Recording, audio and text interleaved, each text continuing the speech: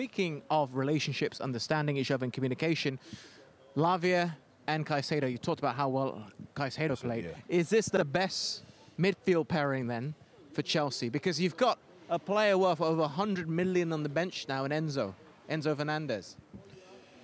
Yeah, but that's possible. That's football. I mean, in today's football, you maybe not always you look at how expensive a player is or whatever. You have to look who is going to be the best combination in the team. Who's going to complete, like how the manager wants to play, how the team wants to play, and if those players, and even there are maybe 20 million worth, and they're playing as one, as a unit in the whole team, and they're playing in the heart of the team, and they're playing well, then it doesn't matter if one player comes for 100 million. And the fact that Chelsea paid 105 million for him, 105 million? Roughly around that. Doesn't mean he's a 100 million pound player. No. Yeah. But I'm just wondering. Chelsea overpaid massively. You know, you have to go back. One of the best managers of putting the right people in the right place was Jose Mourinho.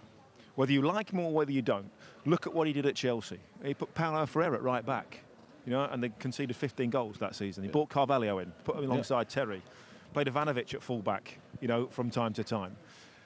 Sometimes it's not always about the best players. It's about finding the best team, and the right combinations within that. Yeah. And that's what the new manager's got to work out. And it doesn't matter whether you're 100 million or whether you're 2 million. If you're the right man for the job, if you fit in that jigsaw, you're the right man. Cost is irrelevant. You know, you can have a kid come through the academy. Cost nothing. Doesn't matter if they've brought in someone for 200 million. If he's better at doing that job, he's better at doing that job. So if Lavia's better at doing that job and that relationship with Caicedo was better as the 2-6s holding, then that's what it is. I'm looking more off the field when it comes to the price tag and PSR and taking up wage spaces, and it creates a headache, and how much he could be sold for if they feel that he isn't part of this club moving forward and he wants to play regular football.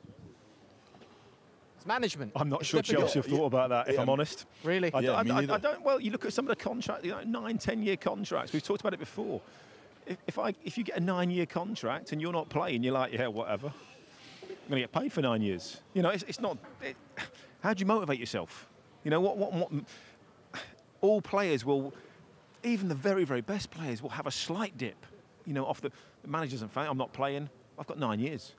I'll just wait until the manager's gone. You know, because he's going to go before 9 years, I guarantee that. So Chelsea's model is unique. It's very, very different. They've got They had a lot of players. They got 45.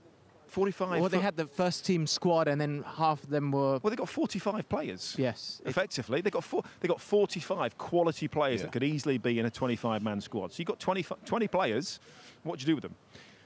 So there's a lot of players out there with big price tags.